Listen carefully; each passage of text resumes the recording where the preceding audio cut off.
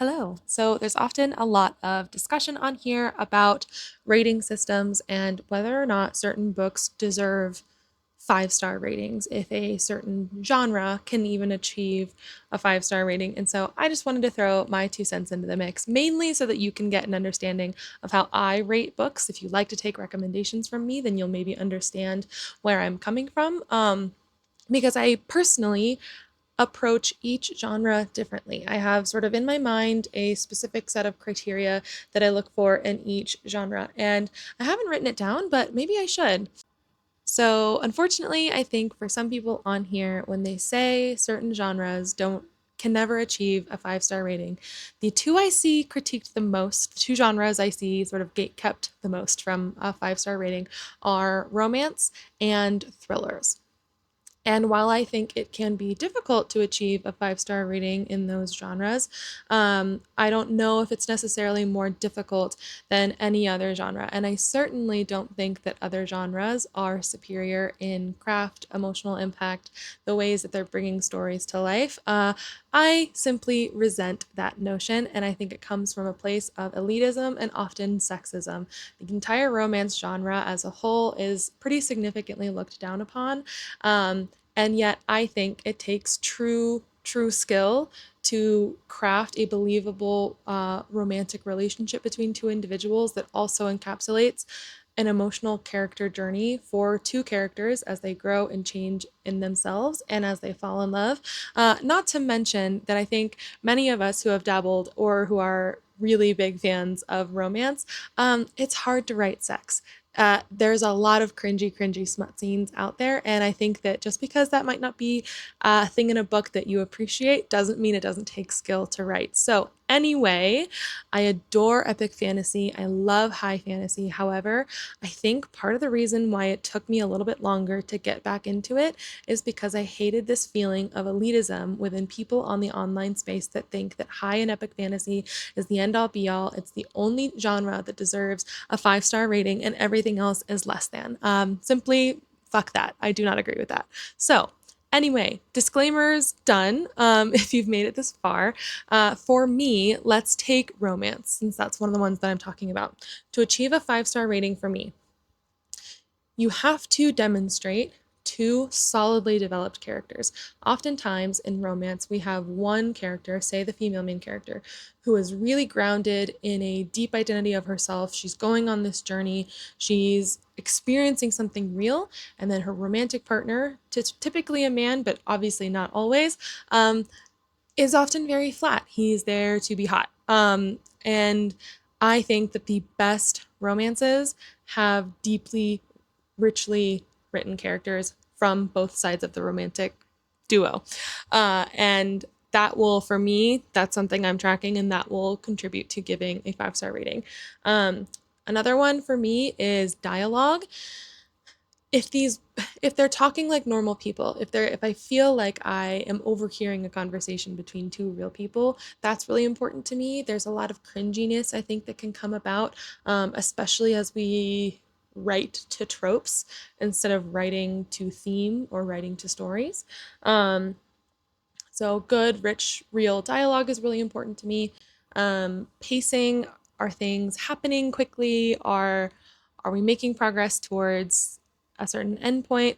And also for me, most of my favorite romances have something else going on that is not just the two people staring at each other longingly all the time. There's another significant plot. That's moving the story forward. And in addition to that, they have really good side characters. I hate when the side characters in a romance feel really flat or like they're just there to add like a quippy one liner and then leave and you don't actually know who that character is. So, in defense of honestly both romance and thrillers, I'm going to talk about two. I'm going to talk about a book from each genre that I think deserve 5 stars. So, one of my all time favorite contemporary romances is Savor It by Tara DeWitt. This is a dual POV contemporary romance. What I love about the dual POV is, if done well, it solves the problem of sometimes the man being, it usually, I see this being a biggest issue when it's a man. But the man is very flat. He's just there to be hot. And he's just constantly thinking about how much he wants to bang the female main character. And then you go to the female main character's point of view, and she's actually like thinking about the world and her life and herself and working on herself. No, in my opinion, Fisher and Sage are both incredibly deep, well thought out characters. We have Sage, who is a teacher, and she does some homesteading in her little town of Spoons, Oregon. She wants to grow flowers, and she's like a hippie sort of free spirit. Then you have Fisher, a hotshot chef who is struggling in his career and is also the guardian of his niece. And so for him, you have a really rich journey of understanding what he wants to do professionally, but also grieving his sister, figuring out how to be a dad, and trying to figure out what he wants his life to look like. I like it when both characters have significant journeys that they're going on. And for me, that makes the book a lot more grounded in reality. I want to feel like this relationship could actually work. Then I think I really look for interesting reasons as to why the couple cannot be together, aside from just like miscommunication, being immature, or not, just things getting in the way that like maybe don't make sense or are so clearly there for the plot. The reason they can't be together, or the reason they're reluctant to give love a shot, has to feel real. And so my 5-star romance reads are ones where these people feel so incredibly real, and I relate, or I at least empathize or understand the emotional journeys that they're going on. And I think it takes a lot of skill to write those types of emotional journeys, because that in and of itself can transcend genre. Most of the high fantasies that you're seeing get all of this attention. We have these incredible self journeys of these characters, and that sort of hero's journey or that emotional development, that's not unique to fantasy. And so it takes a good author to write that no matter what genre that they're writing in. Another thing I look for in contemporary romance is sort of the peak of action, or the third act breakup, you want to call it, or whatever it is happening at the end, sort of have that climax of plot. It has to make sense. I'm okay actually with it being miscommunication if it's a miscommunication that makes sense and is not clearly just there because the author couldn't think of anything else. Nothing annoys me more than like that tired situation of like her walking in and overhearing him say something mean that's actually not about her, and then she just assumes it is about her, and then she like runs away and cries into the rain, and then he's like, darn, it's all lost. No, but we can have miscommunication uh in a more nuanced way of maybe two people who are trying to learn how to communicate in an adult way. So I think that one is a difficult one to get right. Another thing for me is I have to feel like there's a full cast of characters. I don't like it when the only two characters that are really thought out are the two main characters. Again, guys, this doesn't just apply to romance. But I think romance is a big perpetrator of this issue, is they write really flat side characters. For me, there has to be tension and yearning, and a perfect example of this actually to get out of books is anyone watching Dan? Because that anime has my husband and I in a chokehold. But we have these two characters who have been slowly becoming friends over the first two seasons, and of course, a lot of viewers ship them together, and you can see that they're inching towards having crushes on one another. Well, in a recent episode, there's a moment where they're going through a tunnel. They're in a car. The car goes all dark, and the female character starts trying to hold the male character's hand, and she sort of like strokes his hand, strokes his fingers, and they're both like dying at this tension. That was a better crafted sexual tension scene than I have seen in many a romance book. So, and I think that is an incredibly hard thing to pull off in either books, TV, or shows. So stuff like that, if you can do that, you are going to achieve a high rating for me, because it's something that I'm really looking for. Another one, do I think the characters should be together? Do I think they belong together? Do I think that they'll make it? That's kind of a fun one. If you guys like Lexi or Newly Nova, she will do book reviews where she talks about if she thinks that characters will stay together. I love that. And it's made me evaluate some of my favorite romances a little bit differently to see if I think they'll stay together. But yeah, this is gonna come as no surprise, but one of my very, very, very favorite contemporary romance authors at the moment is Tara DeWitt. Savor It, I think, is my favorite by her by far. Closely tied though, or closely followed, very, very, very closely followed though by Left of Forever. I just think she's doing incredibly, I just think she's doing an amazing job at writing really deep characters, really real, believable journeys without also making it so overblown and unrealistic.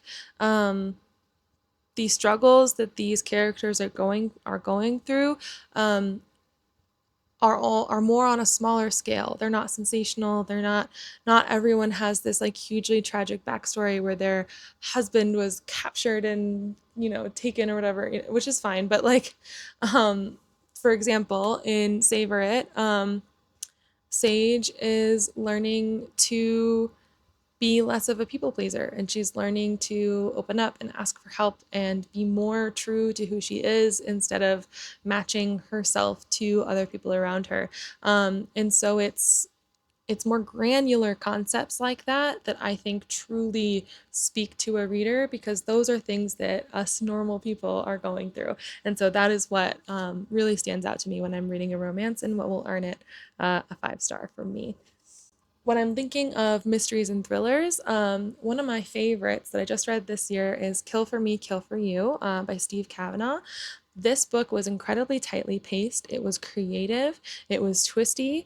And I did not see the reveal coming. I thought it was incredibly well done, really, really, really well pulled off.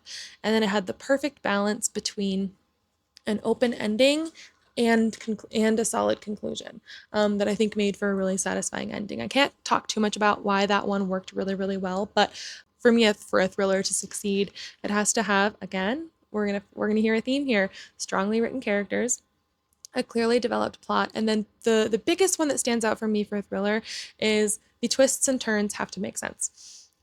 I have to. If either reading it the first time or upon a reread, I have to be able to figure out what was going on. You have to have given breadcrumbs or little hints along the way so that there is proof within your narrative that your twist actually works. And I think sometimes thriller writers in particular, they want to save the aha moment for themselves, and they don't want to relinquish that surprise, and so they don't give any contextual evidence for why their twists make sense, and I hate that. One from this year that I think did that pretty egregiously was A Flicker in the Dark. I really did not like that book. I felt like it did not make sense, and it just irritated me as a reader. So I think the moral of the story is any book can be a 5 star book. We need to be checking our biases when we are in these reader spaces and talking about what a book does or doesn't deserve. Because at the end of the day, there are things that are common throughout all genres. And for me, those are strong plotting, tight pacing, deep characters, and a strong understanding of theme. Because if you can communicate a theme and you can make me feel something and you can develop an emotional impact as a reader, it doesn't matter what genre we're in.